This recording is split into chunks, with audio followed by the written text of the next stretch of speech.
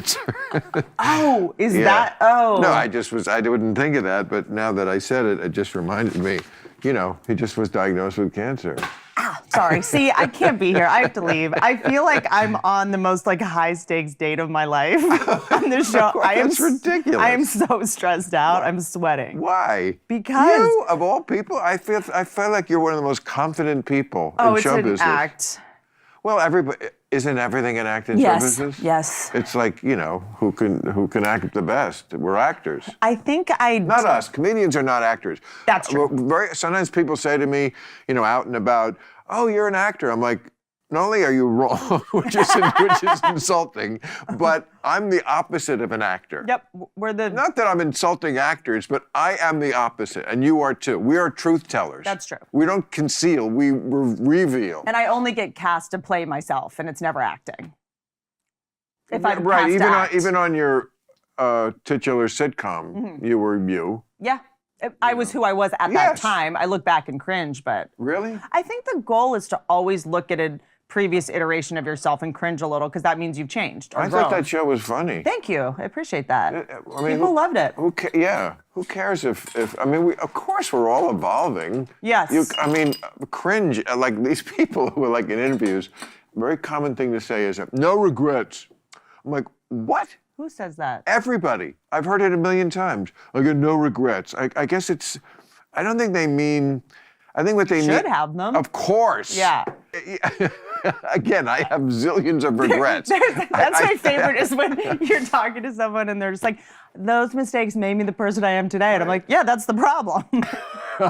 It made you this person. Well, no, they can make you better. Come on. I mean, Sure. Like I've very often felt guilt, really, but not really justified because I couldn't help it, but about being in a relationship with someone as the years went by and being much better than I used to be, and realizing, oh, I learned that on somebody else. Some other poor chick had to have me But dumb she got something out of it too. I agree. But I'm just saying, I feel bad when I can. You learned it on her? Was this well, a of sex course, we trick? all do. No, learning how to behave with somebody. Sure. You have too. Sure. I mean, we're all dumb when we're young. Yep. So, and I could think of specific things, very specific things. Like what? I don't know, stupid things. Like I remember once. Because you're my hero in terms of as someone. This is why you like my sitcom, because I played a character that never wanted to get married. Right. The commitment phobia thing. So I'm an aspiring commitment phobic. Right. Help me. I've always objected to that term. I've been called that. I remember I used to say, well, I don't like sushi. Am I a sushi phobic? Right, or is it just right. my taste? Why is my taste worse than yours? Sure. And it's also interesting because I've been accused so much in relationships with people where people are like, you just have an intimacy issues. I'm like, no, I just don't want to be intimate with you. Right. You have commitment phobia. No, I don't want to commit to you. Why can't you be the problem? Why am I the problem? Be someone I want to commit to. But do you have a hard and fast rule about not wanting to commit? I don't. That's sort of what's happened. I think there's a confluence of things. I grew up around a lot of acrimonious divorce. So as soon as things start getting hard, I kind of go why? We're dying. We don't have to do this. We don't have to put ourselves in a cage here and do this. If this is bringing out the worst version of me, or if there's something about me you don't like, I think I really tend to go, this is something I'm willing to change about myself. This is something I'm not. Right. And I just go because if I do change for you, or I'll be pretending, and then I'll just resent you anyway, and then I'll be so true. And then I'm fake. So I'm big on just going look, we're all looking for a needle in a needle stack, and I think most people aren't a match. What are the chances that we would have found our sort of perfect match by now? I also think it's this whole forever thing marriage was invented when our life expectancy was 20? I don't even think it worked then. Yeah, well, it was like a land sharing. Scam, right? Well, it was about titles. I mean, I used to say when people would say, my relatives, I think they were befuddled. But I remember saying this when I was young, and I thought it was very funny. Why aren't you married, Billy? And I'd be like, well, I can't because I must form an alliance with France. And, and they I would be can't like, find anyone in LA with any land. like, what are you talking about? Well, unless I marry the Duke of Bourgon's daughter, our countries will sadly be at war. Yeah, and yeah. They would just look at me like, I don't want to waste a marriage if we're not going to merge empires. Billy's trying to be a comedian? But also, I do think, though, some of the anti-marriage sentiment might be a little bit elitist, because I do know people that are like, if I'm married, I get to live in a house. If I'm single, I have to live in an apartment. And it's not about gold diggers or anything like that. It's about just going like, absolutely. You know, we save money on taxes. There's lots of incentives. We get health insurance. It's very easy for us to sit here in our Hollywood, wherever we are. This Hollywood museum with a stripper pole. Right. And a chair hanging from the ceiling. What's that one? Oh, that's Timothy Leary signed that chair. He burned a hole in it and then he signed it. So it's an art piece now. I could probably sell it, but I would never. Never. But what is the most valuable, like, sentimentally piece you have in here of all this paraphernalia? I don't know. Everything. Besides the toilet paper I just flushed. I never really thought about that. It's all the stuff that didn't fit any in a real house, you know. I kind of like it more. I kind of like this place more because it can't be ruined. It can't be destroyed. I mean, look at it. Yeah. It's like you can party here and not. I don't like, I don't like highfalutin parties. You don't like having to. I don't like to go to someone's house where it feels like a museum where you can't enjoy yourself or you're worried you're going to break something. I mean, I had a birthday party here on the 19th of January, just like 20 people, close friends. I had the best time. And the next night I went to, I guess I can say it, Jeff Bezos's party, which was like, the most A-list of A-list people there. I was very flattered to be invited. But I had a better time at my party. No, that's because I don't know those people as well. But I mean, I like a down and dirty party and a down and dirty room. So Bezos, so you, so how much longer is Lauren Sanchez in there? Do I have a shot? I didn't see them at their own party. But I got there late, I guess. You've interacted with him? Yes. When you meet him... They could not be more engaging. I mean, personally, obviously he's a political figure now because he's the richest man, right? And owns the Washington Post and labor issues. I mean, I've criticized them for environmental issues. Sure. That's my big issue with Amazon. It's like, and nobody talks about it. The amount of garbage you create by sending your pants back and forth 8 times. I'll get a pen, one pen. It'll come in 9 layers of plastic, a bag, and then a box. That whole thing. I mean, I feel like that. I've done a couple of things on it, but I never hear anybody else like, isn't that like the main environmental problem we have? Well, yeah, but it's like, well, then I'd have to drive 20 minutes to Rite Aid. I guess we're just gonna have to. I mean, I'm not saying he's evil for. I mean, he's obviously a genius who figure out a way. I mean, come on. To sell everything to everybody? Mm-hmm. Everything. Everything. Like over 20 million products they have. Everything to everybody. Everything. I mean, It is tricky though because they have they make television and movies and stuff now, and it's kind of hard as someone that makes television to be in business with them because whenever they give a creative note, I'm like, you guys are a grocery store. Right. Don't try to give me a note on comedy. But as a person, he's what I like so much about him is that no pretense, very up, very high, just like high energy, happy, obviously in love with this girl. Yeah. That is not a fake of any kind. No. And looks you in the eye, some people at that level, you don't feel that they're really tracking what you're saying. They're kind of in their own world. Sure. And this guy, no. I mean, I have a conversation with him. He hears me and, loves new ideas. He's one of those kind of nerdy guys who are oh, I got to write that down. That's a great thing. Sure. People like that are engaging. I'm always curious when you meet someone who's built this giant empire and you're like, I get it. There's something different about you than everybody else. And what is that thing? Well, that was the business genius of seeing where the world was going. Mm-hmm. To me, the most prescient thing anybody ever said was Andy Warhol, everyone's going to be famous for 15 minutes. That's right. We were on The Tonight Show once together. Together, yes, we were. Remember that? That was a while. Yep. Oh, yeah, I do remember that. Yeah. but that was and that was Jay Leno. I worked the Johnny Carson. You're too young for that. But, in that era, I mean, there was Johnny Carson and whatever sacrificial lamb was going up against him. That's who talked to people. Now, podcasts are like, I don't know how these, I mean, I guess I do. They do funny, good, professional shows, Jimmy, but like, as far as just talking to somebody, that used to be something we thought only a couple of people in the world could do. That's right.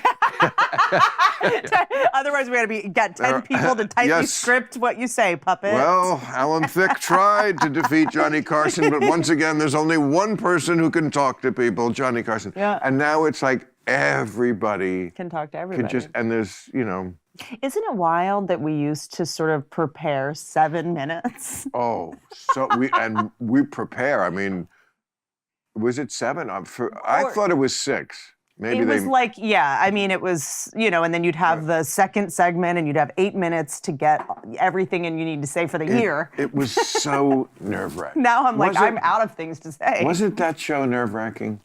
Like what you just said, like to have to get it to the, work on your set and then try to make it, if you're sitting, make it sound conversational and knowing that, it was a high wire act in that you could, I mean, certainly I knew comics who bombed the first time and then never recovered career-wise, ever. And it's tricky because I always felt like I needed to make a choice when I went out there, which was always maybe this was more so with Letterman, and there felt like such a big difference between Letterman and Leno, which is sort of an interesting dichotomy in terms of as a performer, but you had to go, do I want to make the audience laugh or do I want to make you laugh?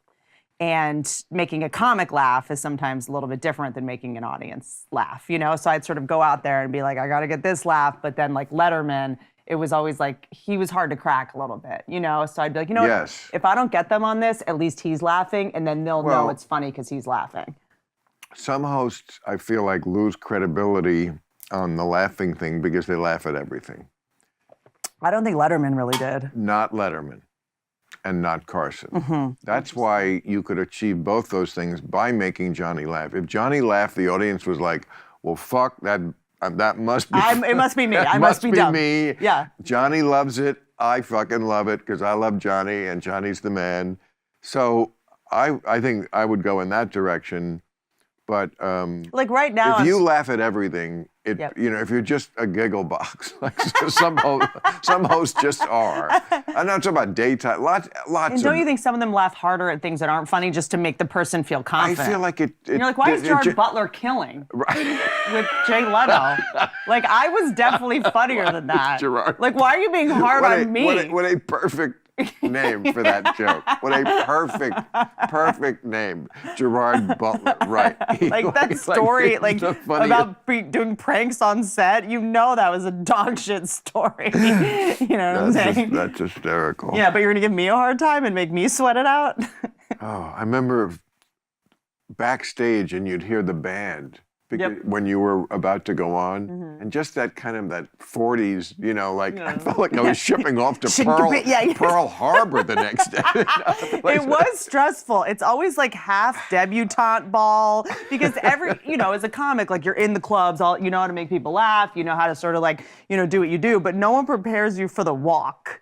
From the curtain to the couch where you're like, do I do a funny walk? Oh, no. It took me so long to not be like, I need to do a funny walk. Air guns or something? It was I remember there was always a dude who pulled the curtain for you, and you just felt like they were shooting you out of a cannon, But you always had to pretend the audience was a surprise. You'd be like, what? Yeah.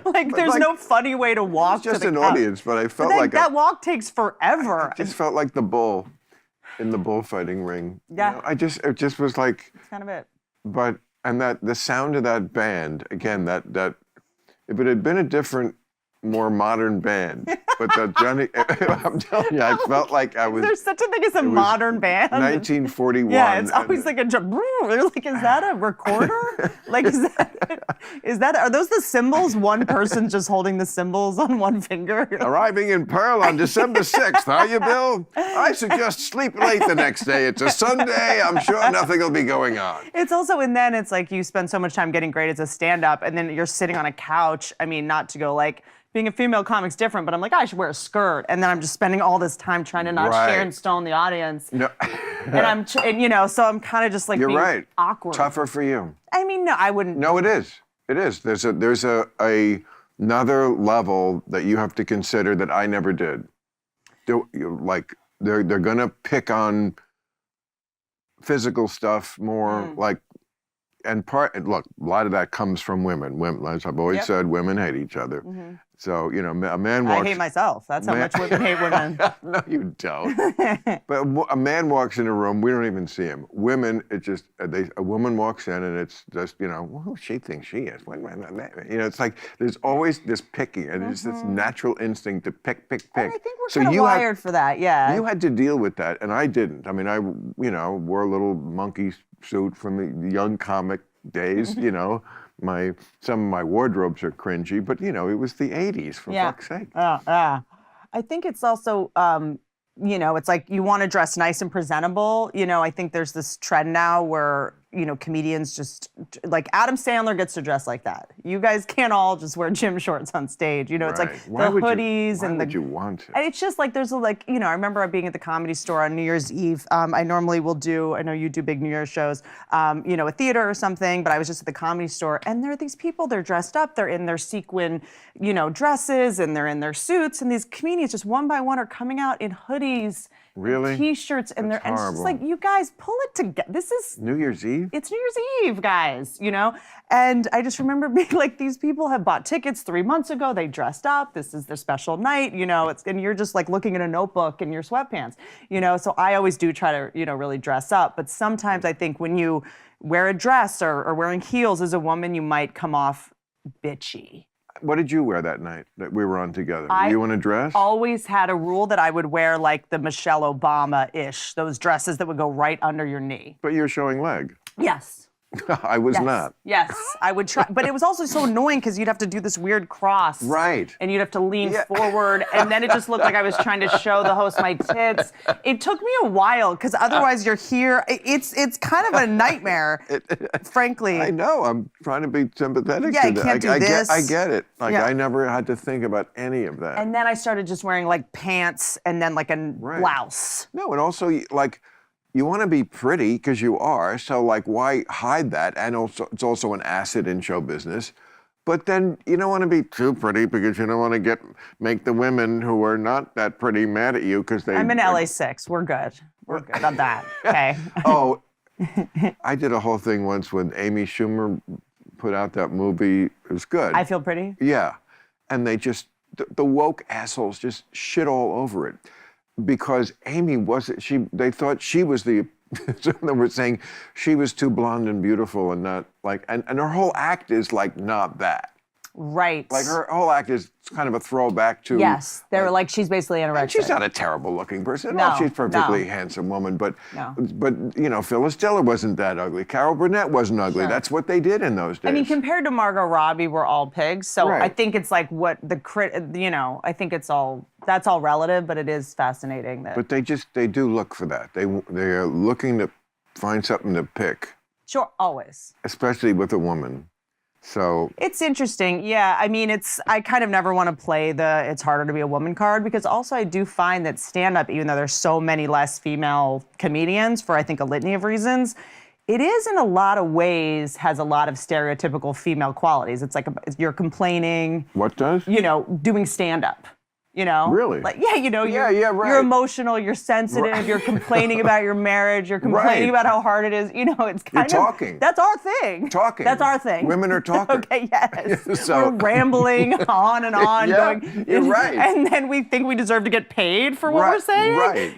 And so I think, although there's less, women, that's our thing, complaining in front of everybody. Right, I never thought of it that way. Nagging and calling people out on how ugly their clothes are. That special you did, what was it called? Like, I'm your girlfriend? Mm-hmm. That was great. Thank you. The one I always quote and I always love, you should do it, tell me what the specifics is, I fuck it up. Oh, shit. But it's about, I don't know why it comes up, but it does. Because it always reminds me of that bit you do about you were in love with this guy, you wanted to have his baby, and then he tripped over a flagstone. God. And you were like, I can't, and it's like, it's so lizard brain true. So it's just tell me the story, the real story. The real story is, so it's about sort of our primordial reptilian brains. Yeah. And sort of the older I get, the more I've just surrendered to, there is just certain ways we're wired as humans, you know, whether it's to be pugnacious about politics or sports or be tribal or, you know, be turned on by a certain thing in bed or who we're attracted to. Like, right. we just, you know, you can talk all day about you should be attracted to this person, you should want to be with this person, but we're animals. Exactly. You know, and so there's certain things, you know, biology is sexist, full stop, you know? And so I was dating this guy who was very into, and I like a very dominant man anyway. Like, I like a dominant. You need one. I like a toxic masculinity is my kink. Right. Stop trying to cancel it. Well, I can't see somebody who was passing out some weak shit even lasting a day with you. You need somebody pretty strong. I am into that. Yeah. I'm into that. Because you're a woman. Because, like, you're very strong, but to be in that woman mode, which is sort of your lizard brain of having somebody dominate you, I mean, like, you know, sex is a little male dominant usually, not in a horrible way, but like that's, you know, that's the biology. Yep. So you need somebody. Okay, so you're. So it's just my professional life. I'm a boss. I have employee. You know, I sort of. But was this guy dominant? Was he? He was dominant until he tripped. And I guess there was a time where guys were wearing like lace-up boots for a minute. I don't know. It was like a booty of some sort. And I knew when we were leaving the hotel room, I was like, "This is bad. This booty is bad news." Like this. Really? I already this. Like there was foreshadowing. Well, there was like a lace I just was like, "This is not." That was already bumming me out. And I was like, "I can get past the boot." And then we were walking through, I guess, like near Chinatown when there's those like cobblestones, and he just tripped. Didn't fall, but you know those trips that go on for like a while? Right. And it's almost worse when you catch yourself. It'd be better if you fell, frankly, like hard. He kind of just like went on forever and tried not to fall. Right. And I just instantly fell out of love with him. And it wasn't, I wasn't a choice. I would love to be with him. Yeah, I love this. To this day. It just gets it's just like so right to the truth. What's the female equivalent? Like when we burn the casserole? Like, what would make you just, from a primordial perspective? That's a great question. Like if, I have to actually think about that. The like an instant like a turn mustache? off. Ooh, like in the lighting, you see like a mustache? Well, certainly that is a different category. Like, you know, in certain lighting, you just that see happened to me once. facial hair. I could tell you a story about that. A coarse nipple hair? No, but that happened. No, you can. What is it? I'll tell you in a minute. Please tell us about this trans prostitute. I will. It was 1988. But first, your question. I think one thing that certainly does that is weakness. Like if, you know, guys do things like, you know, the girl breaks up with them or they break up and then like he wants her back and she's not going for it. So like he has his mother call her. You know, things like that are like, or he cries. Like, if you think that you can get a girl back with sympathy, with being weak, with being, pity me, I'm gonna kill myself if you don't, or that is like the automatic, now you turn, it's like, it's one thing if the pilot light is still on, I always say, like, that turns the pilot light off. Now you cannot relight this furnace. No, if you wanna get me back, that's, so fuck me over a gravestone. Like you can cry once when your mother dies. Yeah. Don't cry. I mean, and I'm not a crier anyway, except like in movies. Even if you do cry do you really want me to pity you? I think conflating love and pity, I see a lot of people in relationships doing this. I've done it before too. Look, I'm not saying be fake strong, but you know, if you're not strong, in certain ways, and I'm no Marine, okay? You're pretty tough. But yeah, just normal American lucky guy, never had to go to war, tough. Yep. Don't fucking cry Yep. about your problems. Don't bitch about them. Take care of unless a person can actually help you with a problem. I mostly have not brought, and women have complained about this because, women always want you. They're a little like the Godfather. He wants you to owe him.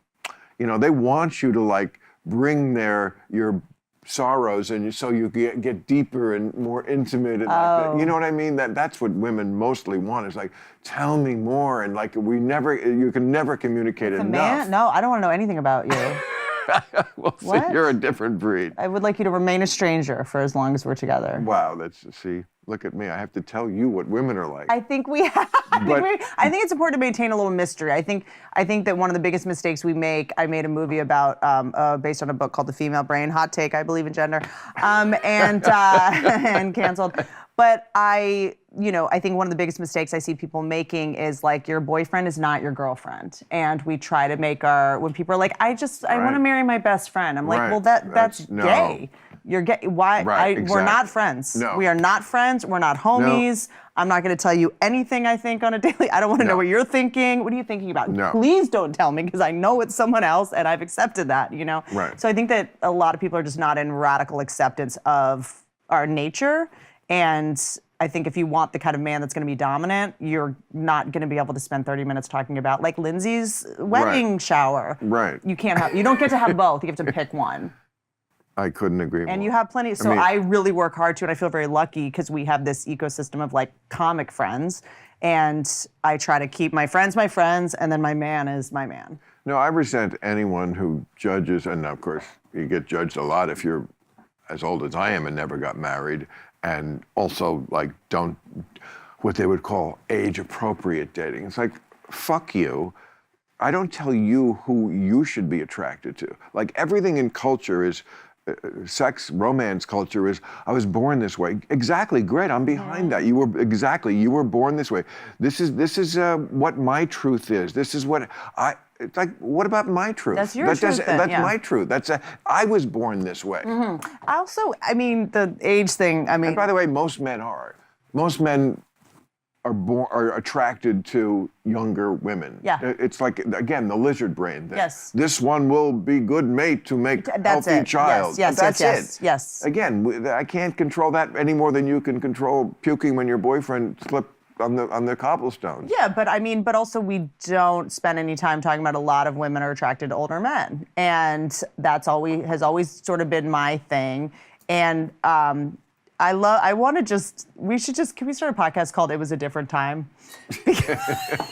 I find myself always going, it was a different time. It was a different time. When I was 16, I dated a guy who was like 30, and like that wasn't weird. And when you grow up without money, your parents encourage it. Like, you need someone to pick you up from school. You like need someone to get groceries. Like, it's not weird. And also, like, I look back and I'm like, that guy was kind of a creep, but so was I. I was a creep too. Right. I was preying on him in a lot of ways, and I was using him, and it was, was I conscious enough or old enough to make that decision for myself? I don't know. I mean, my mom's argument when I talked to her about it later, she was like, I was way more worried about you dating guys your age. Right.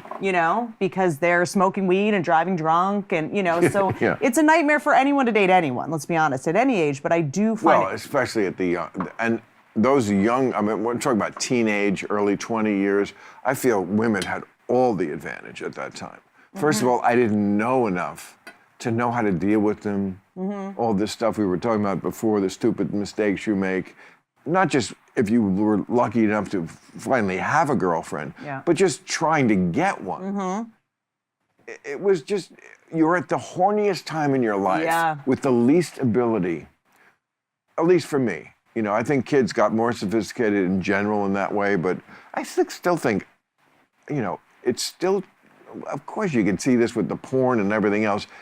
Most men, young men, they're fucking frustrated and horny, just like I was most of the time. Sure. Because why would a 21-year-old woman want to be with a 21-year-old guy who's an idiot and has no money and no food in the house? Comes in 2 seconds. And doesn't know how to... Sorry. Right. She can be with a guy who's 35, who's still in prime of his life. Yeah. But he's got a Who like has a globe. Like I learned about the world. Yes. You know, like I actually argue that I'm smarter and more interesting because I dated older guys back then. Of course. You know what I mean? I dated a guy who had a Wendy's franchise. He had a Wendy's. What you mean? I just mean I learned how to like run a business. I would like go with him to his. I would like go with him to his work. You know, whereas like most people my age were just like smoking pot and you know playing video games. You were in high school? Yeah. You were in high school and you were going up. How old was he? Oh, it's like 30 maybe. I was trafficked. I'm coming forward. Now, I need help. Was he really the owner or was he just the regional manager? Honestly, I'm not even clear that he worked there. I didn't know anything about it. I just love that you went back to your 16-year-old self where that was a big flex. It was, by the way, it really was. He had an Ultima. Your guy had a Wendy's. When you first said, I thought he owned the whole Wendy's thing. When you're like, he has, you know, the guy who owns Wendy's. Yeah, he's got to be a billionaire. No, he's just got the one franchise. He did make me fuck him with pigtails. Is that weird? Really? No, I'm joking. Oh. I just would like to say that I'm terrified to be here. I'm actually pretty terrified. I'm pretty terrified of you. Really? Yeah. You don't betray it at all. Aren't you having a good time? I'm having a great time. Oh. And I'm shocked. And you're doing it without drugs? Without drugs. Mm-hmm. You don't do drugs? You know what? We had a good run with the drugs. So I had never really done much because I grew up in an alcoholic home. And I was always like the sober driver. I always went the other way with everything. I was actually like way too abstemious, frankly. And I was never the person that could go on stage and drink. And I was like, I work at night. I feel like I'm a girl. I got to work twice as hard to get half as far. I got to be good. I cannot screw up. Can't be sloppy. And then I want to say a year and a half ago, I decided, why don't I start smoking weed? I can chill out a little bit. I'm a little neurotic. I'm a little high strung. Yeah. California weed's wild. So whereas a lot of people just relax, I started looking for the Scientology ships. I scheduled a call with the maritime lawyer to try to find Shelley Miscavige. I mean, I think I just, it kicks. How did we get to Scientology? I smoked weed. Did I just? When I said, I feel like, did I miss it? Did they edit this? Are we editing before we even? We don't edit this show, do we? We just jumped universes. Yeah, that was like a jump cut, and I think we're in live TV right now. Not that this is TV.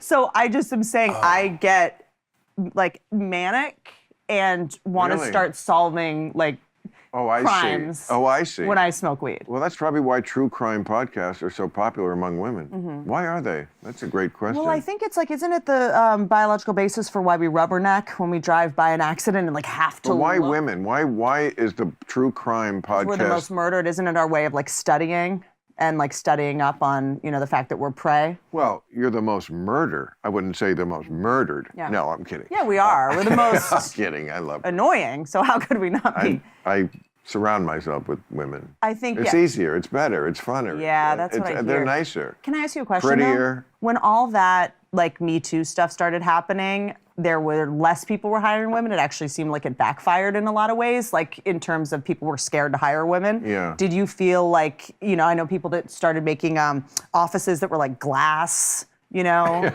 I just feel like it made the guys that didn't behave like that like extra sort of scared. The only hiring I do at my show is writers. That's my domain. And I think right around that time, I added 2 women, so it couldn't have been on my mind. And all the other hiring, I have no idea. Sheila has done that for me forever. I don't want to be a part of it, and it's good that I'm not. And like, have your holiday parties changed, or you like, we're not hugging anymore? No. No. First of all, it's a cool group. We're a very cool group. I mean, on this subject, which I think you're getting to, I am paranoid about hiring. That's one reason I don't want to be part of it, because with the way people are now, especially the younger generations, like, we're a happy group, and we have been for a very long time, and we function really well together. It's amazing how many people are there for over 20 years. Cool. People don't want to leave. We're okay. And all it takes is one stupid fucking uber woke Dork. person who thinks they're a social justice warrior, but they just want to stir up shit. I got in trouble for saying Merry Christmas on the set of Roseanne. Yeah, that kind of shit. If somebody like that on a set could be poisonous. It used to be the other way who was poisonous. Maybe the most conservative person. Now it's this dipshit. Yep. So, like... I find it's always someone that's a trust fund kid, an only child, or anyone from San Francisco. Course. Yeah. Well, I mean...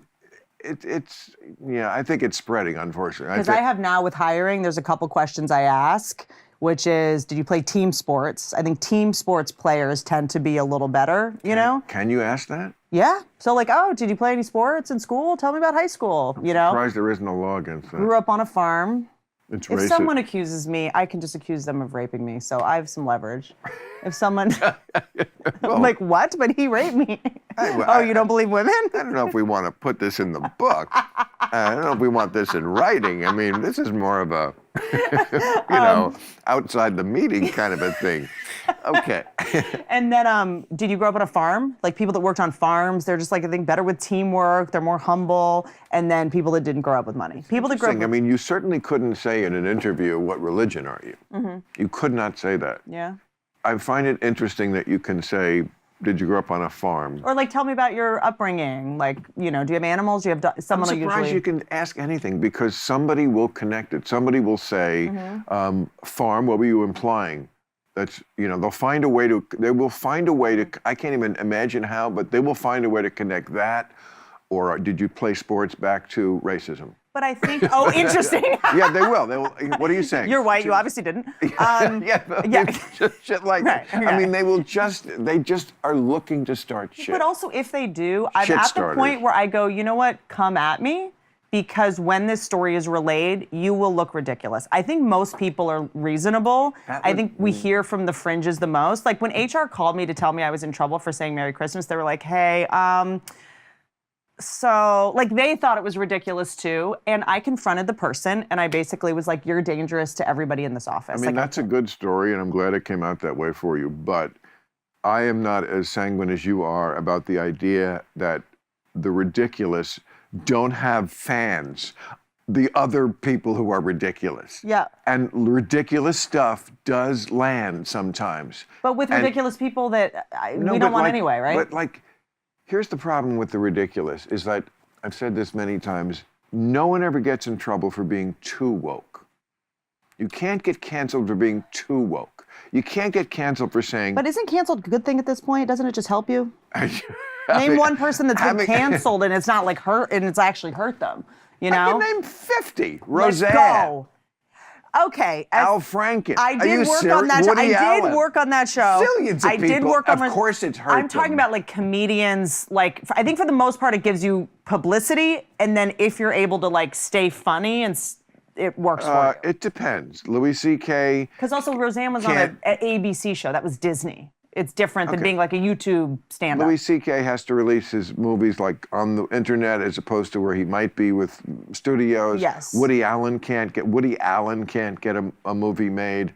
Aziz Ansari lost a couple of years. Yes. I know Chris Hardwick. I don't know him romantically. I know him as a person. He doesn't seem like a bad guy. And well, by the way, the Chris Hardwick thing was, I mean, incredibly ridiculous. Like even when you read that statement, we have the same management. I happen to know the kind of money and deals that were lost. Of course, yes. No, I agree with you. I was just defending that how ridiculous that was. I guess. This is the difference. Are you going to be losing network stuff? Yes. Losing network stuff, I think always. But I think the people like a Shane Gillis or something who was fired from SNL, and he then became a giant arena act. I think if you're a stand-up comedian, I should be more specific. I think it kind of helps you because people go, I want to know what this guy's going to say. Let's just agree it can work both ways. Yeah. It really, so if you want to take that, if you want to flip that coin, because it is a coin flip, because none of this stuff ever makes sense. It's never logical. But I think it's if dicks are out or if it's like race, that's going to be a little bit different than being weird in a meeting or asking somebody if they've, played sports or something like that. Because I think this... Well, yeah, I'm just saying we live in this world where it's kind of like we made society, all of society, a courtroom where they used to always say, it's not what's true in a courtroom. It's what you can prove. Yeah. What you can get a lawyer to convince people of. Sure. And I feel like that's what cancel culture is. Do people really believe some of this shit? Do they believe Al Franken is a monster who shouldn't be in the Senate? I No. love Al Franken. But it's just too hard to stand up and go, no, I'm with Al Franken. You're with the person who touched a woman's back. And, so it's just easier to go, path of least resistance. I don't want to I feel bad for you, Al, or whoever it is. I'd like to stand up for you, but then I'm the one who they're going to yell at me too. And I don't want to be yelled at either. Yeah. So it's a lot of that. So you don't really know which thing.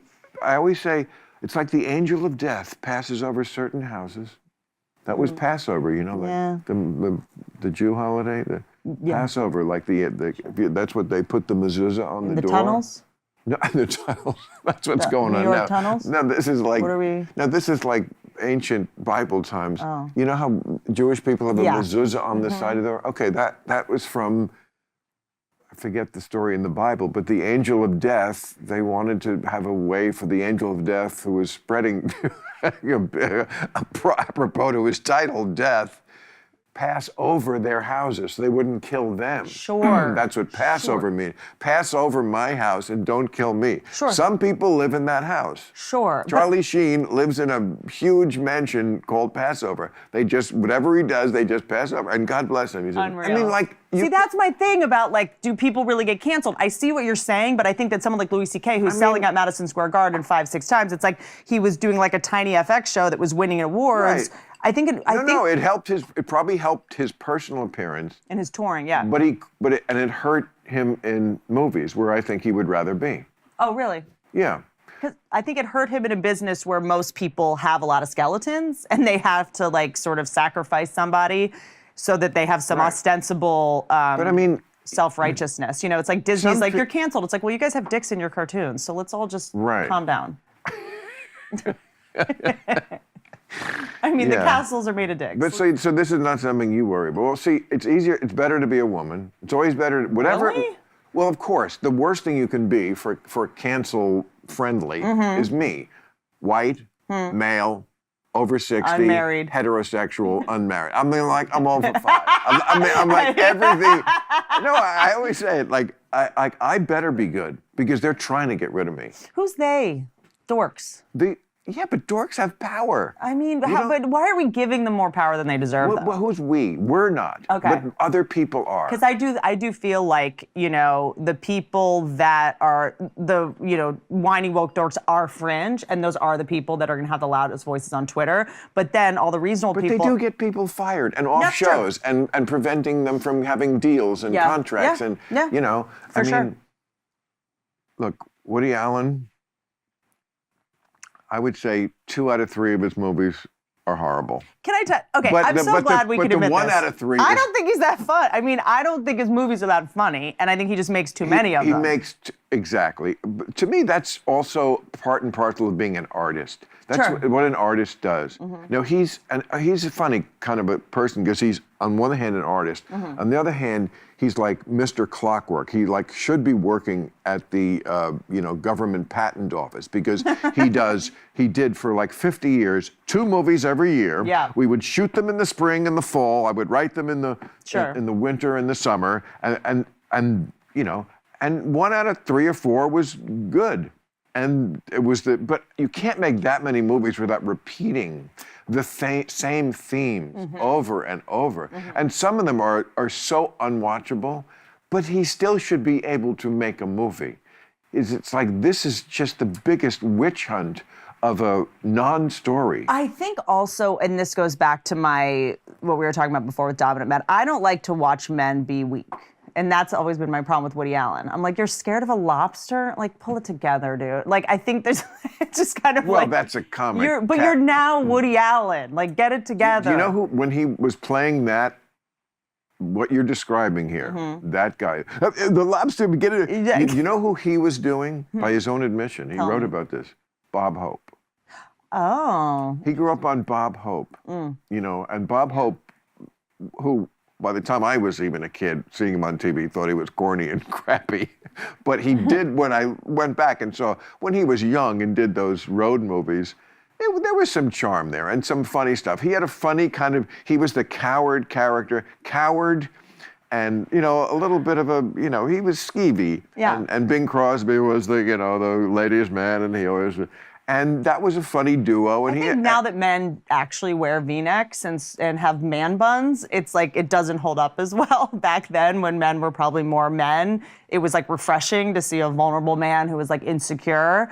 But I think now that guys now will be like, "Can I kiss you?" And you're like, "What?" Well, the coward character is funny.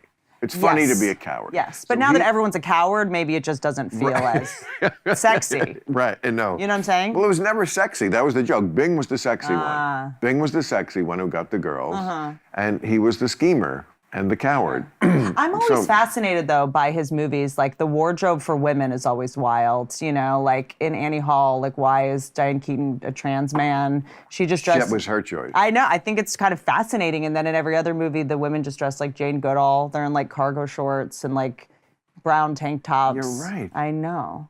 What is I've always that thought about? it was weird. The only sexy outfits were really Scarlett Johansson and Match Point. I don't mean she can make anything sexy, but she's in cargo shorts. She's dressed like Laura Dern in Jurassic Park. Woody Allen had an unconcealable boner for her. Yeah, no He shit. He could not It is so obvious that in all his movies, he's like, I got to work with Penelope Cruz and Scarlett Johansson. Let's go to Barcelona. No, just Scarlett Johansson. Okay. And I mean, how could you not? And if you read his book, did you read his book? Feathers? I mean, I've read... No. The one he put out just a few years ago, his life story. No. You would love it, I think. It's so fantastic. Okay. It's called Apropos of Nothing. Of Nothing, yes. Okay. It was I think the publisher dumped it because of, again, is this America where we get... Yeah. No, it's not. Okay. You know, two police investigations, it decries credibility that a 57-year-old man would suddenly take up child molesting. It's just not something that, in a house with a bunch of other adults in the middle of a divorce proceeding, he just isn't that guy. But don't you think a lot of times, and I don't know the answer to this, I don't know, you know him, I'm not weighing in on this. I don't know him. Okay. Never met him. But don't you think sometimes when something happens that people are mad at you about, but they can't get you, and then another thing happens, they'll blow that one up. So him marrying the daughter. That's what it is. That wasn't illegal. Exactly. It creeped everybody out. Right. And then as soon as he did it. Exactly. He's guilty because that thing before was weird. And Mia Farrow knew that. I think. You know. But exactly. Once he was a creep for, yes, doing something that, well, I'll just quote Sun Yi, it's a little offbeat.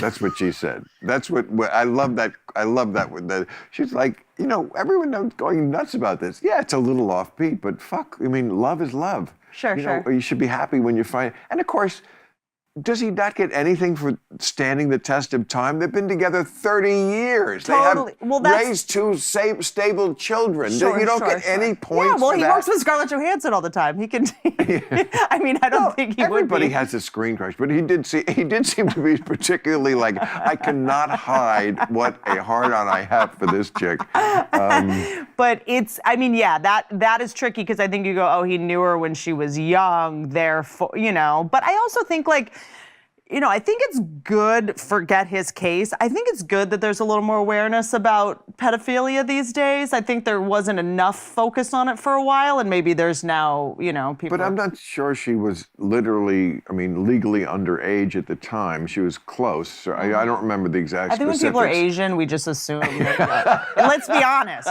They're like, she's 12. Everyone's like, she's 46. But like, okay, but the way they got, first of all, he knew her, yes. He was at the dinner table. He never lived with Mia Farrow. He never lived with that family. He was never their father. And they didn't see him that way. Sure. So, well, that's true. Yeah, no, I'm sorry. I didn't mean to say all right. not. I'm like, so then, like, one night, like, he goes to every Knick game. Huge Knick fan, floor seats, Knicks. He said, and again, this is why some of his movies probably suck. He has said in interviews, like, if I think I could get a better shot, a better second or third take, but the Knick game is starting, I'll go to the Knick game. Okay. All right. I like that. But it's a little fuck you to the audience. Okay, it's like, I could make this great for you, but you know what? It honestly, when I watch his movies, I'm like, I feel like this was for you. I feel like this was like a play you made for you. It may be more for my generation. But like Blue Jasmine, obsessed. Incredible. So that was Loved great. Blue Jasmine. Love, love, love. I also like that he put Dice Yeah, in I it liked and it. showed that Dice is an amazing actor. That's that one. Yeah, that He was amazing see, that's in it. punching a woman in the face. And I don't mean from 100 years ago. Listen to this. Well, I was just watching The Verdict. You know the movie? I don't remember it. Great movie. Probably around when you were born, 1982. That's when I was born. Perfect. It's your birth movie. David Mamet, the brilliant David Mamet. Yeah. I mean, nobody writes a screenplay like him. Paul Newman got his victory lap from that movie. He'd already been a big star for a long time, but I remember a cover of Time magazine. It was just like his big fucking, hey, we've loved you all these years. You're the greatest, Paul Newman. And then he just became salad dressing guy. Yeah, well, you know. Good for him. Good for him, because you can't, he got out at the right time. Okay, so in the movie, Paul Newman is a down on his luck lawyer. You should see it, it's great. The other law firm, turns out the girl that Paul Newman has been fucking, she's a plant from the other law firm. Yeah, to get information. So he's very mad at her. He doesn't trust these hoes. And he just walks into this place where she's waiting for him to have a drink and punches her in the face. This is 1982. 1990. Is she at least Russian? No. 1990, the movie, I can't remember the name, Richard Gere and Andy Garcia. It's great. Internal Affairs, cop movie, really good.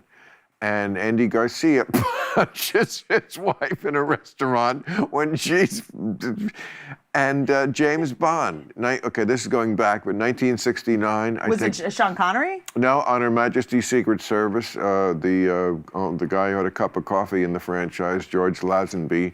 And Diana Rigg wants to go on the mission with him, but it's too dangerous. She's arguing, so he punches her in the face just to shut her up so he can get out the door and go on the mission by himself. The thing that's so amazing about this is like, I'm just saying. It's when you see it in the movie, it's 1 second, right? And it's just a quick scene, move on.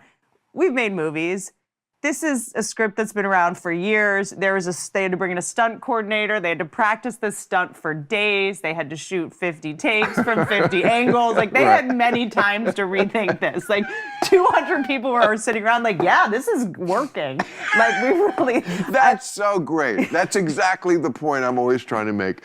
Everybody was looking at it, was a part to it, and nobody thought it was wrong. No. I do this theme all the time. You know, slavery in the Bible, million rules against it, none of them are, just don't do it. Well, it's like Justin Trudeau, that blackface, many people were Right. involved. Same thing, He has yes. no friends. No Right. one was like, are you sure? Right. They were putting it on his hands. Everybody thought it was cool. Yeah, and So if everybody did, you just can't pick like that. like, I'm obsessed with when people say, like, is Hollywood creepy? I'm like, you mean the business that was built on the back of a 4-year-old toddler named Shirley Temple? Yeah, it's a spooky business. I don't know if you've rewatched a Shirley Temple movie lately. I wouldn't say the business was built on her back. And why, did they abuse her? I mean, when you watch these movies, have you seen... I've never seen a Shirley Temple. That's I know who she is. good thing. Good answer. I was not interested. Well, first of all, if some younger people don't even know who we're talking about, she was a child star of the 30s.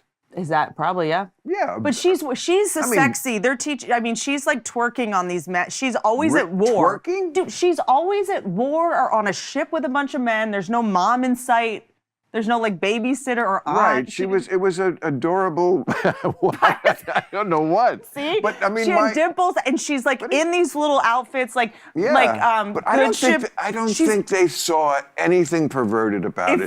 This was the 1930s. If you watch Good Ship Lollipop. Good Ship Lollipop. She's licking lollipops on top of like seamen, right? Seamen? Yeah. Like, she's dancing on them. There's 50 men on this ship. Really? Yes, they're holding her, passing her around, and at the end, they take a cake and they put the cake in her face, and she has like icing on her face. Dude, it's wild. Oh, I have to watch this. No, it's bonkers. And watching it, I'm like, so there was no woman on set that was like, this is. Oh, no. Her costume is like a little skirt, and then her little diaper like shows. And she's again like 4. Like she's very young. So maybe that 4. means if she's shooting the movie at 4, that means she got cast at like 2. Well, or 6, because she's probably playing younger. she She's came 6, in and but says, she looks 4. I'm 6, I can play 4. I can play 4, really, give me a chance. Just let me read. Just give me some of those Mary Janes. So if she was cast, or she was shooting at 6, that means she was cast for the movie at like 4. Because you have to understand, there's rehearsals, there's costume but she fittings. was a big star for... Someone said make the skirt shorter. Okay, she was a big star. You're right, she was a big star. Like, again, she was like she was the Marilyn Monroe of the 30s. She was, no. She was, I'm telling you. I mean, she was the Gal Gadot.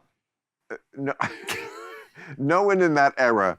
I mean, you're right. There may have been Sofia Vergara of the 30s. They thought that she was most Americans thought she was the most wholesome thing in the world. You're right. There were, I'm sure, many perverts who got off on. Would you go see a movie starring a 4-year-old who was tap dancing? Yes, that's again. What's the name of the show you want to do? It was a different time. It was a different time.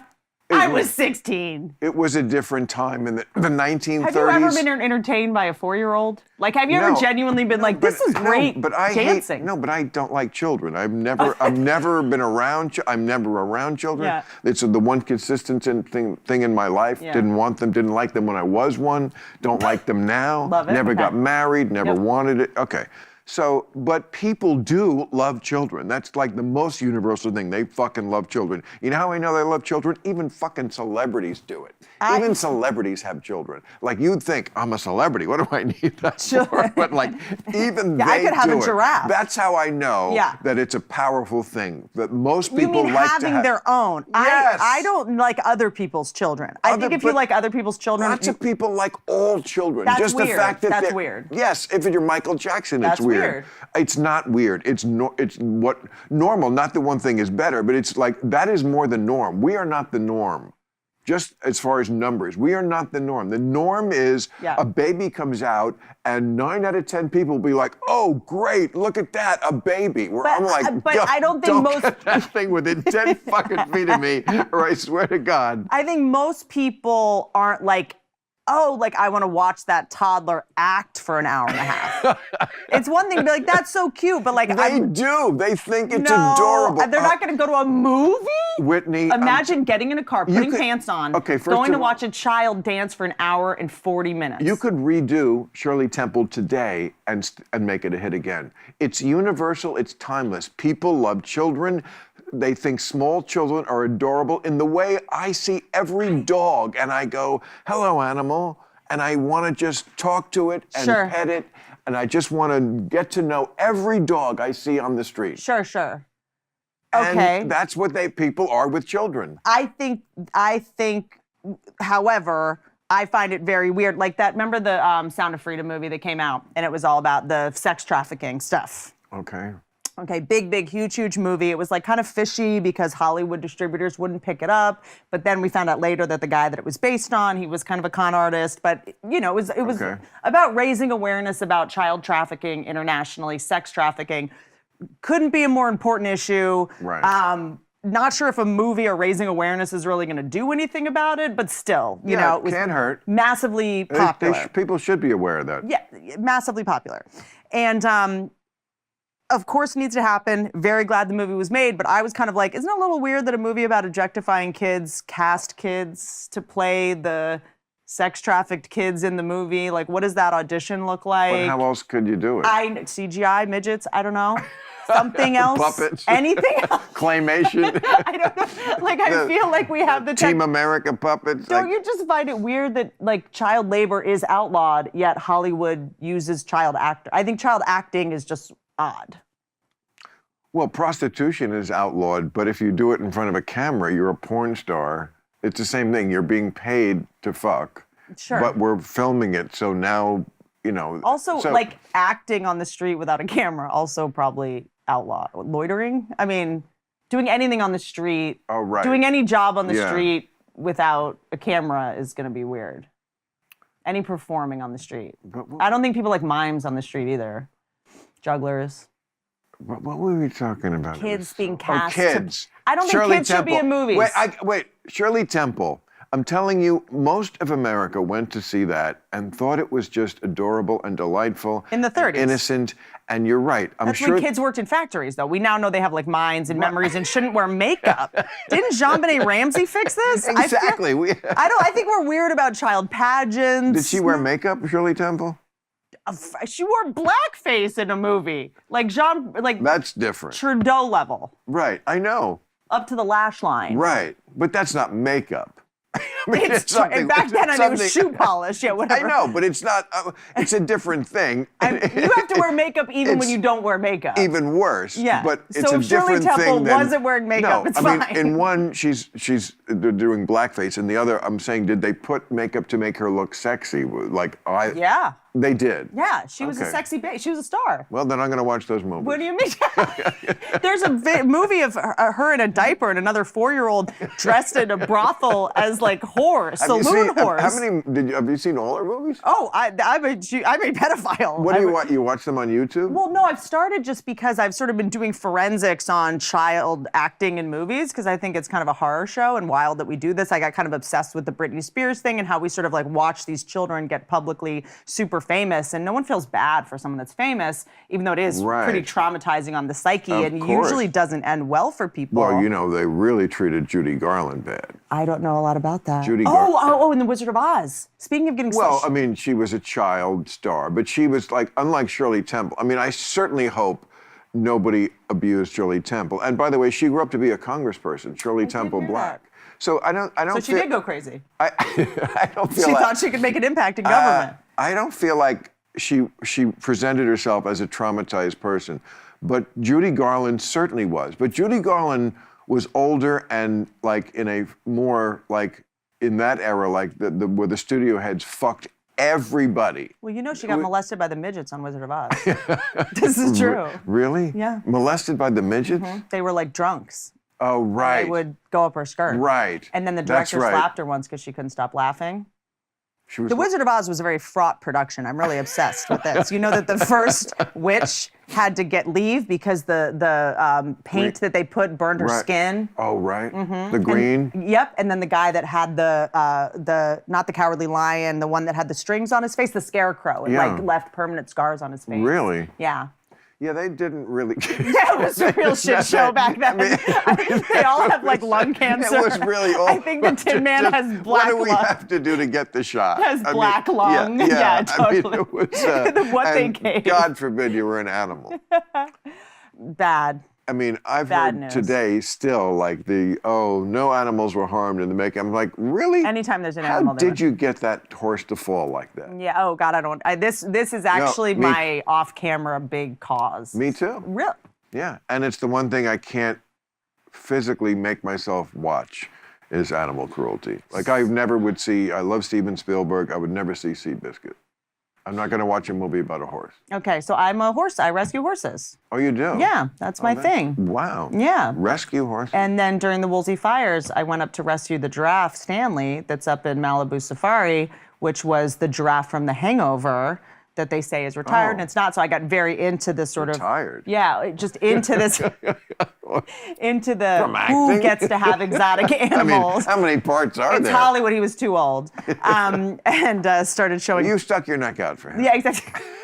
I did, and so I got very into that because there's a lot of animals that used to be in movies, and now that it's gone out of vogue to have animals in movies for a million reasons, there's all these animals that are really expensive to keep. So what people end up doing is like, assholes like Dan Bilzerian and stuff, and these like dickhead billionaires will rent animals for private parties and stuff. So they're actually being abused even more now in a lot of ways because they have to find ways to keep making money for them. Am I just losing? The men are just turning off your podcast right now. No, why? There's a female comedian lecturing about Oh, no, animals. I'm so on the page with you. In fact, I'll tell you a funny story. I was at a very, very dear friend of mine, one of the great guys in this town, and but this is before Harvey Weinstein. This is before he had his, now he lives in a nice mansion, but he was like still in an apartment, but he was a player already, and he had this great party with all these stars, and it was like a theme party. But he like it was, I guess it was, I don't know, but there was a fucking camel in the lobby of the apartment building. And I said to him, like, it's was one he Egyptian? No. Oh, that wasn't his car? No, it was just like a theme. And then there was a tiger, like out on his porch, like his deck. I'm like, you know what? This would make sense a little, not really, but if we had to, if you lived in some big 3-acre place, sure. You're in an apartment building and you got a camel in the lobby, you know, and so like I'm bitching, so like I'm going around and I can't stand that these animals are here. It's awful. And I'm kind of like whispering in the ear of all these people, some of whom were rather well known, about, do you really think it's cool that they're torturing these animals? And eventually he comes over and he says, you're right, everybody's complaining, I'm going to send the animals home. And just then Arnold Schwarzenegger walks in and he goes, I want to see the tiger. Can I tell you, do you ever get like an offer in this business that makes you question like your worth very deeply? Like I remember when I got offered Dancing with the Stars, I was like, it's over. You know what I mean? It's like, it should be just like, oh, that's so nice that they thought of me. I'm just going to pass. But instead, I was like, what do I do? I go to law school? What do I do? And I remember getting a call. Boy, that's a huge show. Yeah, but it felt like at the time, like, oh, this is like the end of your career, which it's not the case anymore. But I just, you know. I mean, yes, you could look at it that way, but I think it's just more like, I think you should look at that positively. Like, you're enough of a household name, of a draw, you know, of someone who, a broad swath of America, because that is a broad swath kind of show. Sure. And attractive, and like, yeah, I would not poo-poo that. It's like, you know, I got a star on the Hollywood Walk of Fame. Is it kind of douchey? Yeah, but no, that's huge. Yeah, that's massive. Oh, please, you could buy them. I mean, it's covered in a homeless man's shit right now. And you could buy them, I think. Oh, really? I think that, I don't know, they'll probably hate me for saying this, but I feel like I've heard that. This is not fact, it's what I've heard. And also, you do see some names who are just complete. Agree. Who's Herb Winstein? Yeah. It's always a Herb. I think he's a guy who had $3,000 or something. Yeah, it is pretty. You know, so, but no, many of them are. I was thrilled to get it, and if only my mom and dad could see it. But one time I was offered, what was it? What were we just talking about before? I remember what it was. I get the call. This was a low point. Arnold Schwarzenegger wants to talk to you about writing a movie. I'm like, oh, the Twins reboot? Wait. True Lies? Arnold Schwarzenegger did? Yeah, an agent called saying, oh, wow. Arnold Schwarzenegger. And the movie is, what's the movie? It's a movie about his 2 mini horses that live in his house. Whiskey and Sugar Plum, or whatever the fuck. So we both have Arnold Schwarzenegger animal abuse stories. As, by the way, a political genius expert, like, I just would have loved to have a camera on you when Arnold Schwarzenegger won governor of California. I love Arnold Schwarzenegger. I've been trying to get him on this. I can't get him anywhere. I can't get him on Real Time. It breaks my heart because I'm such a big fan. Not just of his movies, but like, I mean, come on, talk about the immigrant experience. He came here with nothing but a loincloth and a jar of protein powder. The guy is an animal. Became the governor and the biggest star. Yeah. I just think he's also politically very reasonable. He's look, I remember him making that speech at one of the Republican conventions, like, why I'm a Republican. And it was like, it's not exactly my philosophy, but I got it. I'm an immigrant and I want to be in a place where you have total freedom and you can get as high as you want and there are not too many taxes and to stop my freedom from and the things of this nature, you know. And I just thought, it's a good sale for what a Republican should be. We do need that, and the Republicans, of course, have gone crazy off the deep end. So has the far left. Yep. And he was like that kind of old school, very reasonable, good on environmental issues, good on social issues.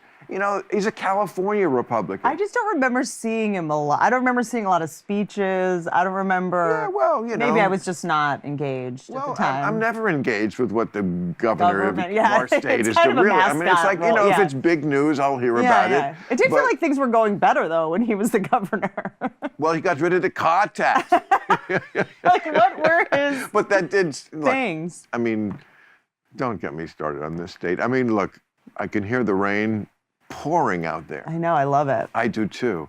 But it is funny that, like, for the longest time, we thought we would never have rain again, right? Here we are. Right? Didn't you? You've lived here for how long have you lived in I've California? lived here about 20 years now. 20 years. Okay, so this last drought era, where like it never rained and everything was brown, and you felt so bad for the coyotes and like anything trying to like get any. Yeah.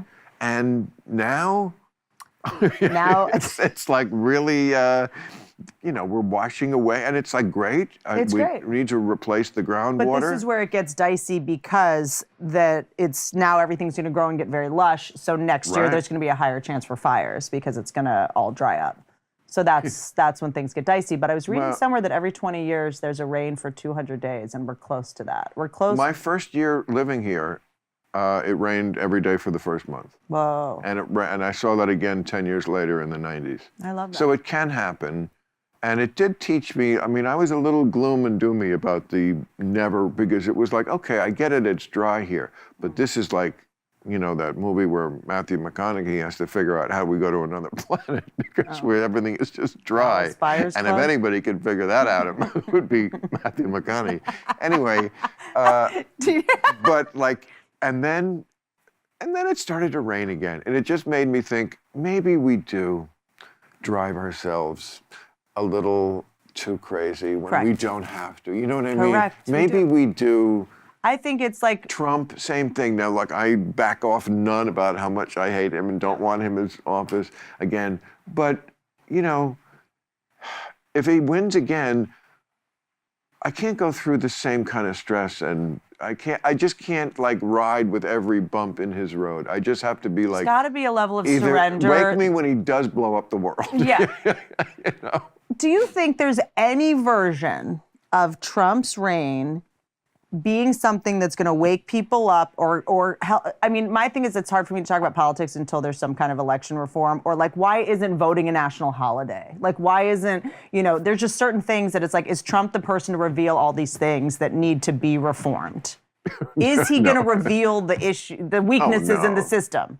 Do you see any silver lining? It's funny because that's one of his big selling points, and people love it. And it was kind of clever. I mean, he was bragging at one of the debates where they tried to get him on, you don't pay any taxes, you're so rich. And he's like, you're right, I don't. Everybody else would have been, oh, no. He was like, you're fucking right, I don't. You know what? Because I'm smart. I know how to beat the system because I'm in the system. So I'm the only one who can reform the system because I know the system and I beat it every time because I'm the smartest. And it's like, there was a kernel of truth in that. He does know the system. He is inside of it. He knows how to play that stupid game where the rich people do get to manipulate stuff like that. And of course, he didn't reform it. That was the bullshit part of it. Yeah. But somebody like that could. I mean, Franklin D. Roosevelt was a rich person. That was sort of his appeal with the Democratic Party. Like, you're the Roosevelts? I mean, you're fucking rich as fuck. There's an excellent. I mean, the Rockefeller and the Rockefeller, same thing. Nelson Rockefeller and that family, when they got into politics, same thing. Like, I know it from the inside, right? And I'm rich, and I don't need anybody's money. Sure. So I'm the one who can. Kennedy. Sure. So I'm not owed Kennedy, to right? anybody. I can help the poor people because I don't need money. And no one lobbyists can't buy me, and corporations can't buy me.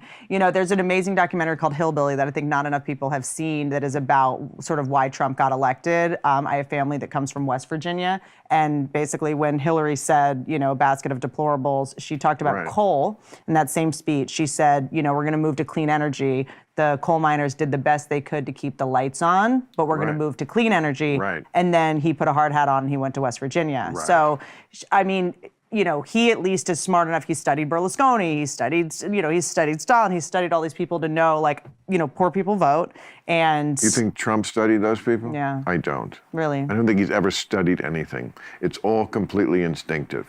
He has notes in him that remind you of Stalin and Berlusconi and, frankly, Hitler. Not Hitler, kill all the Jews, Hitler, but Hitler, master politician, instinctive politician who was crazy, because Trump is crazy, not, like clinically kind of crazy, but has that instinct for playing on people's sense of being wounded and being owed something. and resentment, the politics of grievance. I Sure. mean, Hitler did that too. I think he reads a lot of Robert Greene too. Like I think he does not he said, read but maybe anything. Okay. He does not read anything. he's He just- hasn't studied any. All these theories that he's never plotted. What do you think about the syphilis theory? That he has syphilis? That he got syphilis in the 80s and apparently having syphilis for over 25 to 30 years Why wouldn't he have treated it? leads to, because he's crazy, leads to that kind of fluffy hair, orange skin, erratic, irrational behavior. I mean, it's possible, but I can't believe somebody with his wealth and access to doctors would have let syphilis go untreated. You saw that picture of his doctor, though. Remember, he had a... Right, that crazy guy. I feel like You think that guy might have missed it. Right. Yeah. You're right. Maybe that's his Achilles heel. Because he also had this other, I remember we quoted it once in an editorial, this lady, there's and it just shows anybody can get an MD. Some crazy lady he was listening to around the time he got COVID. Yeah.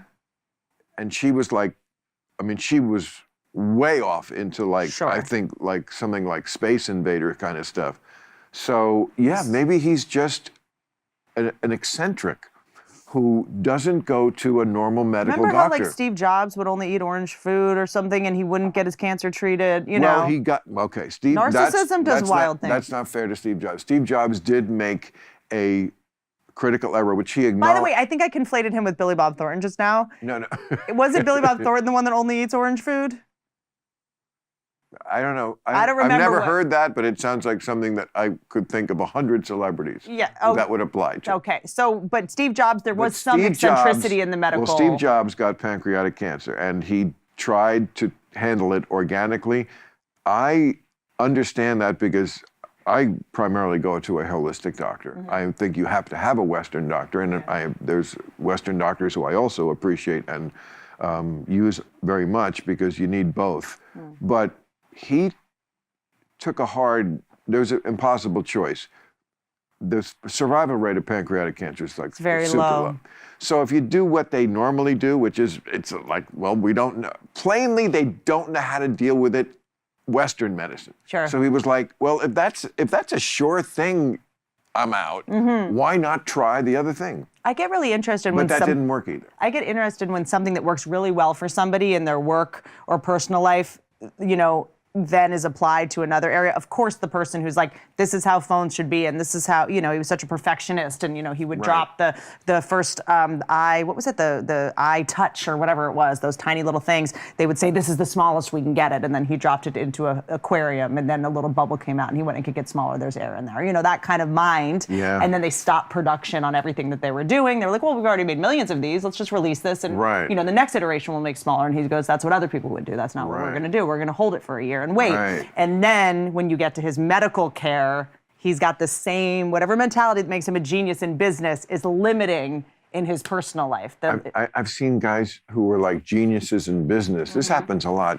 Who with women were like beyond our word. Yeah, retarded?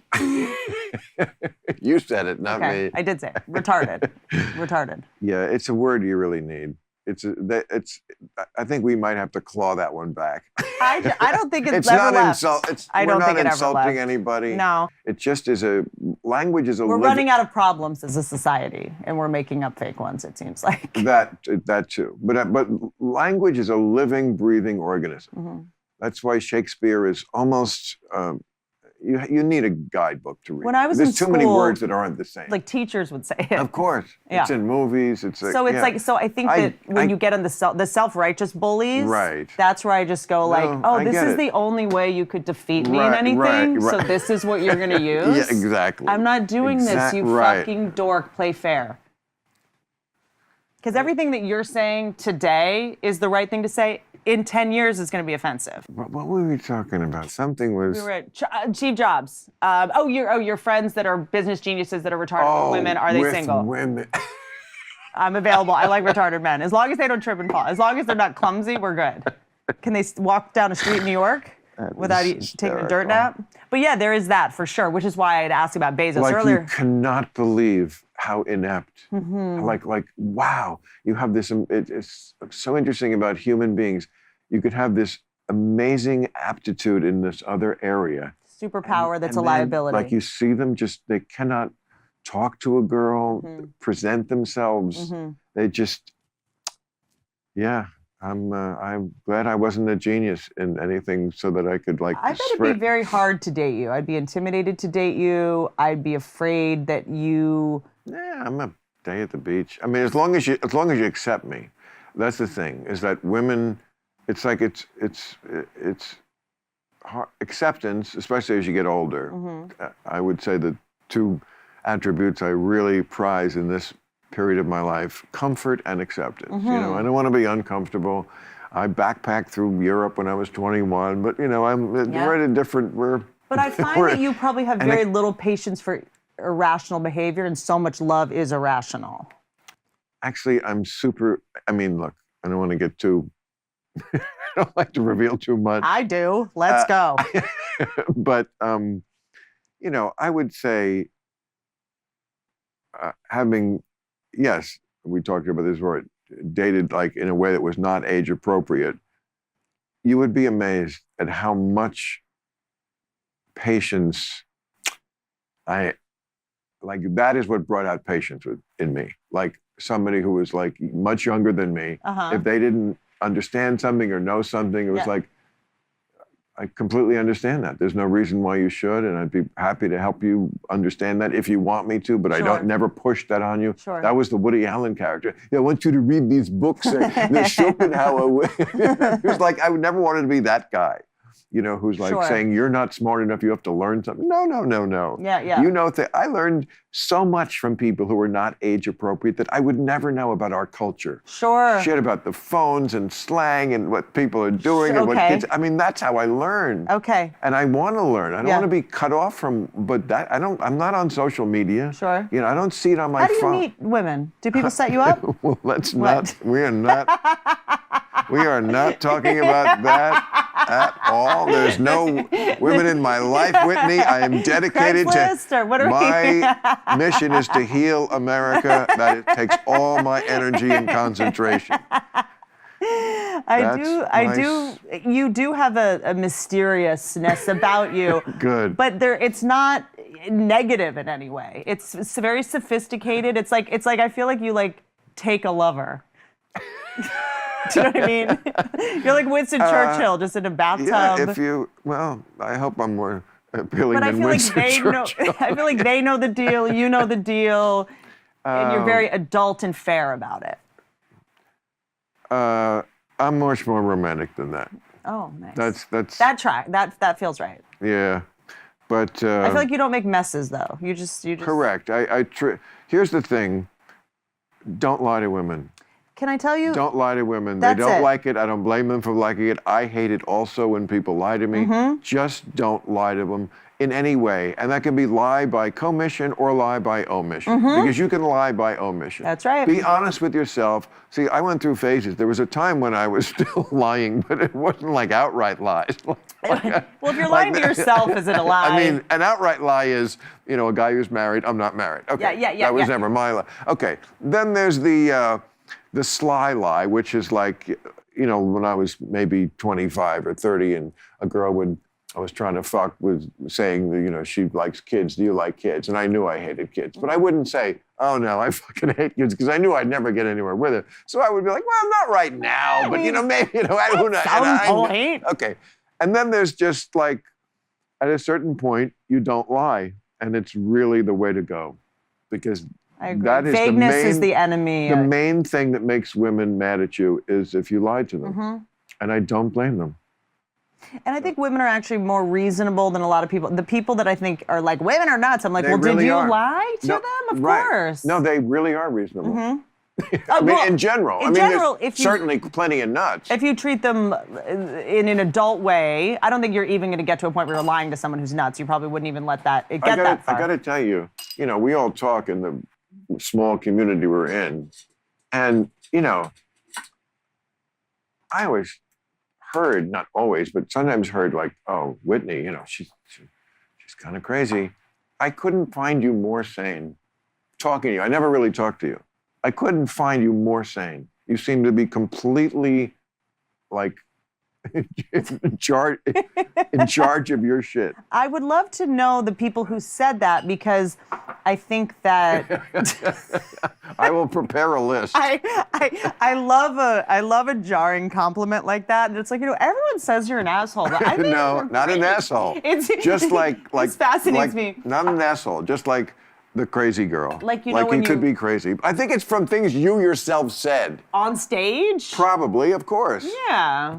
Okay. Well, that's where it comes from. Okay, yeah. So any female comedian is crazy. It's like I go to strangers for No, that's love. not true. Roseanne, that wasn't her thing. No one thinks she's crazy. I know she is, but I'm saying, but her theme wasn't I'm crazy. Her theme was I'm a put upon blue collar housewife. Right. That was her And what thing. choice do I have? Right. And when I defend myself, I think we're also at a point where if you say something sane, you sound crazy. And I think a lot of times in comedy, when you have boundaries or work hard, people think you're crazy. Like I always work really hard. I show up, I say hi to everybody, but I'm really usually not there to socialize for the most part. I'm really focusing on being on stage. I don't drink. I don't smoke weed at work. So I think people have always looked at me as this kind of like workaholic, super ambitious, sort of, and then I never dated a comedian. Like I kind of just had this Darwinian instinct that was like, do not piss where you eat. Very smart.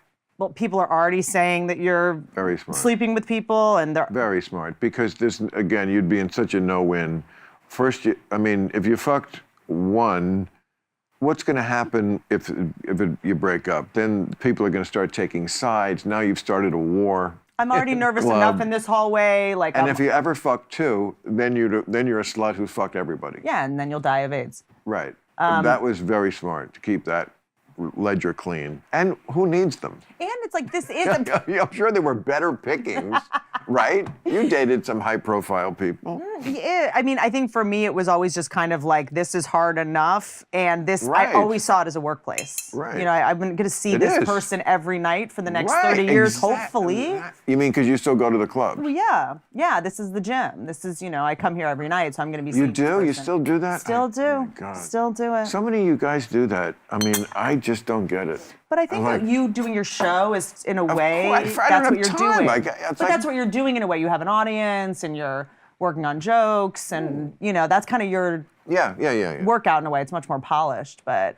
I think it's interesting because part of the reason I still go to the clubs is something that I didn't anticipate is, because I think I can sometimes write at home and go like, this is going to work. Like I have a general idea of what's going to work and what's not going to work. But what sometimes I haven't updated my software on is how I'm perceived by the audience.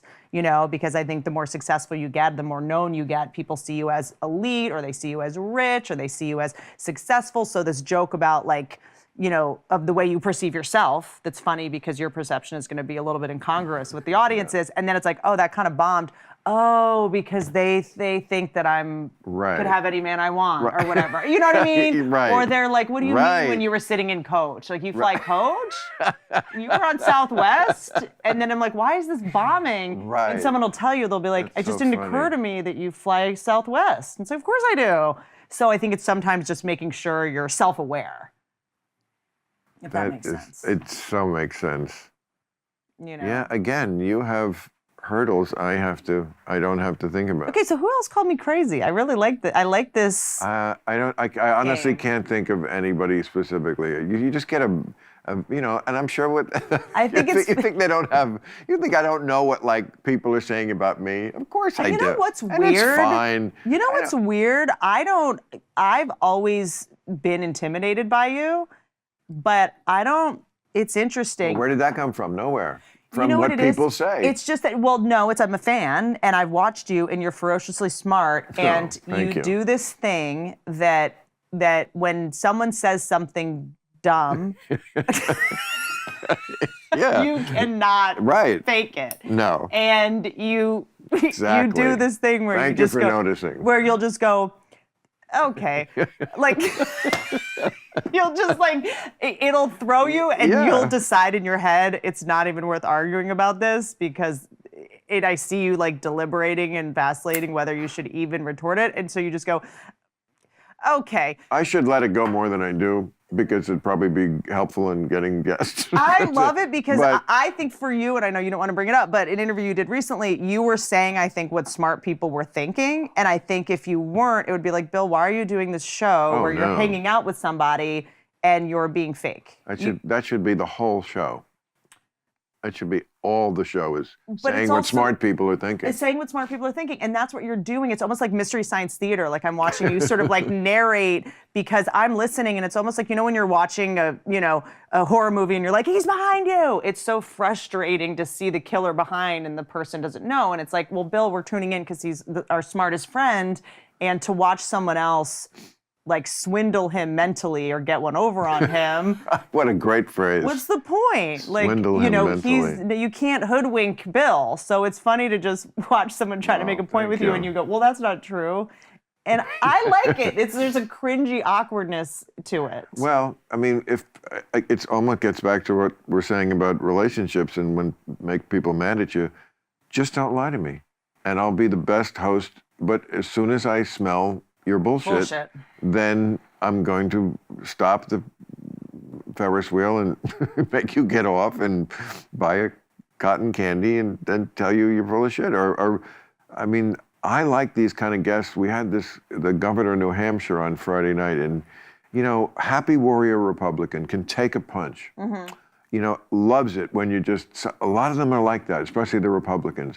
They do not, it's almost a badge of honor, like to get called on their shit because they're still sticking to it, Yeah. So whatever bullshit he was saying, and after, he's like, I love it, That's to me a great guest because I can do that without worrying about I don't want to walk on eggshells. Snowflakes. Yeah, no. And so, you're not going to get everybody to come on a show like that. Certainly not most celebrities. Not that we want most celebrities, because they're you get insane guests. too stupid to do it. You could do it. You're smart about this shit. What? Politics. My thing about politics is I grew up in D.C. I grew up half in D.C., like not being able to get home because Madeleine Albright was, I went to school with diplomats' kids and lobbyists' that's kids. Interesting. So in a weird way, private school? My mom, I went to both. I went to a lot of schools, got kicked out of a bunch of them. My mom did public relations for Neiman Marcus in D.C. So the diplomats' wives would come in, and I grew up in Neiman Marcus and in a Bloomingdale. She worked at department stores. So I would, kind of see these people from a very early age as human beings that were rude to the lady at the store, that were rude to the girl at the makeup counter. I'd go to a friend's house at school and the mom was a lobbyist who was a drunk. And, I saw them as human beings who were bad parents and just shitty people. So I kind of always, had a bad taste in my mouth for politicians in general and never quite understood what kind of person wants that job, Well, different types. There are really sincere ones. They tend to be more Democrats. I'm not just being biased. I think that's really true. Democrats are interested in the field of government, just like someone wants to be a cardiologist. And then don't you think sort of like any field, don't they say that at the top of any field, 30% of people are sociopaths or something? Is it... No, that would be insane. 30%? I think it's pretty high. In business, well, it might be more. Refresh my memory on sociopath as opposed to psychopath. So apparently this is where I shine. You know a lot about politics. I know a lot about mental disorders. And it used to be, because also all these terms change every couple years, right? So I said multiple personality disorder the other day. You're not supposed to say that. And you're also not supposed to say spaz. I was calling myself a spaz. Can you say that? I'm sure it's fine. I can't spell it, but I can say it. And psychopath and sociopath, it used to be the main difference was that a psychopath had an awareness that you were onto them, so they would overcompensate with grandiose gestures in some way, right? Whereas sociopaths just lack empathy and they don't really care if you sort of know or not, right? Which one is Trump? He's all of them. He might be cluster B. I think there's something called cluster B, which is borderline sociopathy and has parasitic narcissism in it. I don't know. I'm not a doctor. I can't stand it how these days people are like, he's a narcissist and he love bombed me and he's toxic. And you're just like, okay, none of these are real terms. Is this Instagram psychology? Have you ever been love bombed? I hope so. I mean, also girls are like, he love bombed me and then disappeared. I'm like, yeah, he met you. He liked you in the beginning and then your personality revealed itself and then he left you. Right. That's on you. you started to suck and he moved on to someone else. He's a narcissist. Oh, you're mad because he stopped taking photos of you in front of a wall of painted wings for your Instagram? Who's the narcissist here? Right. Like, what is this thing now when relationship goes bad, the other person is either a narcissist, Right. toxic, or love bombed? He broke up with So you. funny. It happens. Right. I don't know what to tell you. He Well, gaslit me. Right. No. What? He liked you and then he didn't. Like Right. he wanted to like you. Right. Like I don't know what to tell You're you. right. I mean, I can't believe how well you're channeling the male. Sorry. The male. No, you're channeling the male point of view in a way I've not heard a woman Well, do I think very you often. do something that I really appreciate, which is that you're like a liberal that calls out liberals. Oh, yeah. And I'm a woman that calls out women. Yes. Because I don't think it's fair to anyone to be No. like, no, the girl in the rosé all day shirt knows what she's talking about. Right. No. You know, like she's a fucking mess. You're No. a mess. Right. You know, like I always say, like you guys think women are Right. crazy. Like we see the text messages she didn't send. No. No. I remember. You mentioned the Me Too movement. And I'm probably saying too much here, but I Please. remember. Okay, so this is 2017. Okay, so 8 years ago. Come on, give me a break. I was a completely different guy, but this It completely. was a different time. It was a different time, and this completely different guy. Okay. Was going out with this. I was probably dating a lot at that moment. You know. That's what I heard. So, so like, I was just amazed. Like, I would say to some women who I knew at the time, like, who were younger, you know, Harvey Weinstein, and they'll be like, who? Wait, what? Wait, you were like just hanging out with him and you just say his name? No, we would be talking. Oh. We're talking. I love to talk. And you would just bring up Harvey Weinstein? Well, we talk about everything like people talk. Oh. You know, we're sitting at my bar in my living room, smoking a joint, having a drink, and talking. And what would they say about Harvey? Did they know? Well, that's the thing. Like, first it was like, who's that? Oh, okay. like it was so not on their radar, and so like something they didn't give a shit about. Uh-huh. And then when I explained who he was and what he did, their reaction was always skepticism of the women. And I just like, Sure. and I had to explain to them, Yeah. no, sweetheart, I'm telling you, I get where you're coming from, but no, this is really a bad dude. No, he really is a monster. And He didn't rape me, you know, so it must not be true. And then they got it. Then, Yeah. and then it was like, oh, okay. I do, honestly, if But a guy I find wasn't that- a creep to me, I have a hard time believing he was a creep to anyone else, which is very messed up. When someone's like, Russell Brand was a creep, I'm like, I met him, he was fine. Right. I met him too. And if he didn't harass me, right. he must not like me. No, he was great. He didn't harass me? Right. If he could resist around me, Oh, I'm that's pretty true. sure he could resist around you. It's just us calling the victims ugly. Oh, women have egos too. I'm more than one time, not a lot more than one, but a few times, I remember having a date with somebody, Mm-hmm. and like I wasn't feeling it. Right. So it was just fine. We just went through the night, and then good night, and Yeah. And, you know, we kind of both knew, I think, at that moment that there wasn't, you know, it was Ann fine. Coulter? Yeah, there was, no, nobody like that. I would never date anybody like that. And then, like, I heard sometime later them say that, oh, yeah, we went out, but I dumped him or something. And it's like, no, I did not want to date you after I went out with you once, but your ego had to say that you made the choice. Sure. You know, there's that too on the woman's side, Of course. which is fine. Of But I've heard course. that a couple of times. Yeah. Or like something I knew was a flat out lie of Yeah. like how that ended. And it was like, okay, Whatever you need yeah, to yeah, believe. right. If you need to Sure. believe that, but You know what, Bill? What? Let her have it. Oh, I do. Let her have it. I totally am. You get Absolutely. to live in a. Yeah. No. here. I'm just saying. I'm making a point. Yeah. Women have egos too. I'm trying to think There's if I that- have done that. I don't. It's tricky though because it's like when you start dating someone, you're like, this is either going to end or keep going. Either way, this is a nightmare. Hot girls don't want to fuck everybody, but they want to know that everybody wants to fuck them. Yes. Like I've seen girls like, you know, just like there was an old actor on the Ed Sullivan Show, the guy who spun the plates, and he would there'd be 8 plates, and he'd have to keep going from one to the other to keep them all spinning on the end of these big poles. And I remember this girl who just the improv, and she would just keep 8 guys around the room. She could go and give a guy 2 minutes of her undivided attention. Yeah, totally. And it would be and then she'd go and it's also tricky because you're oh my God, he wants to sleep with me, and you're but he also would fuck a doll. You know what I mean? If that he would also fuck right. a pillow. Course, classic. Oh, you're not Jewish, right? You know what? I am a quarter. Just quarter? found this out. Quarter. Mom's dad. Texas Jew. So one of your grandparents? One of my grandparents. Yeah, Ashkenazi. Uh-oh, what happened? No, I always thought it was amazing that Nazi is in Ashkenazi. What are the odds? Interesting. It's complete coincidence that N-A-Z-I. Where else do you see that? Except in Ashkenazi and Nazi. What does Nazi mean? And we don't say Ashkenazi.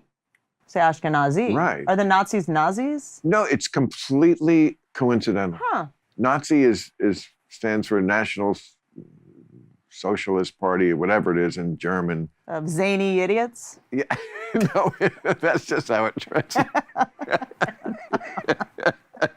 I love that just broke down to something super goofy. Yeah. There's something wild that happens. I feel like the day you turn 40, you become obsessed with Hitler. That's what happened to me. Oh, it happened long before that for me. When I was a kid, I'm the child of World War II veterans. Whoa. And in the 60s, mid-60s, when I'm a little kid, the television shows were about World War II. It was only 20 years old. It was still by far the biggest thing that ever happened. And that generation was now they were like the millennials. Yeah. Because they were kids when they were in the war in the 40s. Now it's the 60s. They're 40. Can you imagine this generation being drafted? No. And they're studying it. I mean, they can't survive a TikTok challenge. Right. They're eating Tide Pods. No.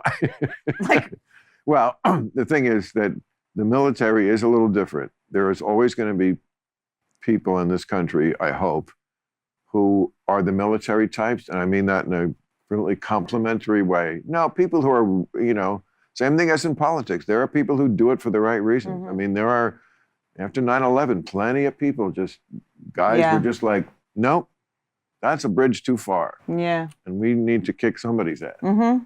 Yeah, fair. So there will still be military types, but yes, they need more than that. You can't just you need to, when the shit hits the fan, you need to sometimes draft people. And that kind of person who had to be drafted, no, that person is not going to survive the military. No. Or some will, maybe 2 out of 8 will. I could see that. But so you got obsessed with Hitler early. Well, because World War II was the big thing. That was Hogan's Heroes, and it was McHale's Navy, MASH. all the shows. That was Korea. No, that was later and about the Korean War. So yes, so Mom and Dad were over there. My mother gave me a German bayonet that they had. That's not on the wall. No, I remember my father saying, we were going through, there was some other shit like that they had. And also, how did she give it to you? Quickly? Well, that's the thing. I remember I have very few memories of this early on, but I remember when I was 7, I must have been aware of it because I wanted it badly. And I remember she said, you can have it when you're 13.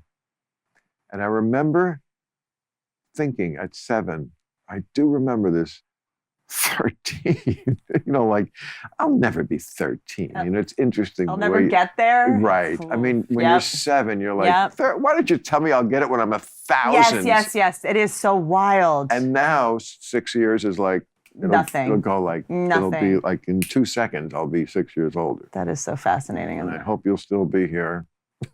That is so crazy. But that is a kind of a suave and wrap up. Are we? Well,